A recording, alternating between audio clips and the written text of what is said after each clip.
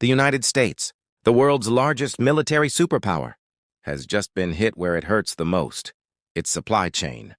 China, the silent giant, has pulled a move that sent shockwaves across Washington, a move that could paralyze America's defense systems and bring its weapons production to a halt. This isn't about oil or gas.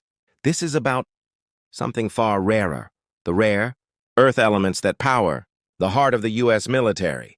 Today, we uncover how China's rare earth ban has crippled 78% of the U.S. military industry and why America is now threatening China in desperation.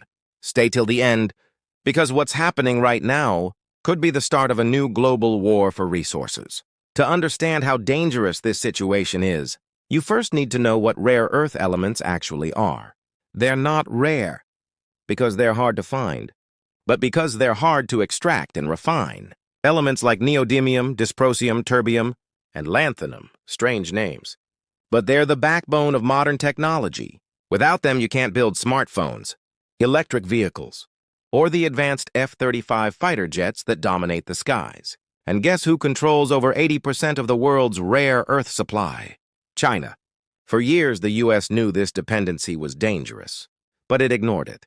While American companies outsourced, China quietly built a monopoly. From mining to refining, from magnets to microchips, China became the world's factory for rare earths. And now, after years of patience, Beijing has decided to use that power. This week, China officially banned the export of key rare earth materials to the United States and its allies, citing national security concerns. But everyone knows the truth. This is economic warfare. Within hours, the Pentagon was on emergency alert. Defense contractors like Lockheed Martin, Raytheon, and Northrop Grumman reported immediate disruptions. A stunning 78% of the U.S. military-industrial chain depends on Chinese rare earths. Without them, the production of missiles, jet engines, and advanced radar systems could grind to a halt. In Washington, panic spread fast. Lawmakers accused China of weaponizing trade. Senators called for immediate retaliation. The Defense Department held an emergency meeting to discuss military stockpiles. Behind closed doors, the message was clear.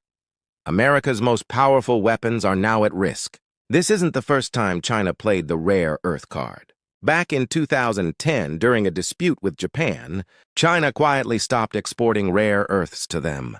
It sent shockwaves through the tech world. Prices tripled overnight. Now, in 2025, history is repeating itself. But this time, the stakes are much higher. Because now, the U.S. and China are locked in a global rivalry. Military, economic, and technological. China's message is clear. You threaten us with sanctions?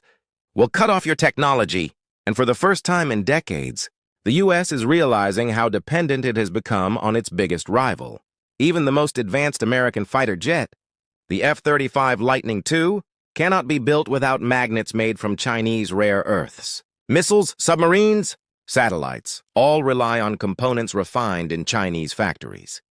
Imagine this, an assembly line in Texas, halted mid-production.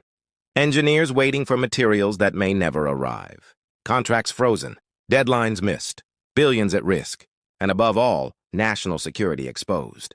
A single trade decision from Beijing has shaken the Pentagon more than any missile test in recent memory. In response, Washington isn't staying silent. The U.S. government is now threatening to impose new sanctions on Chinese defense and mining companies.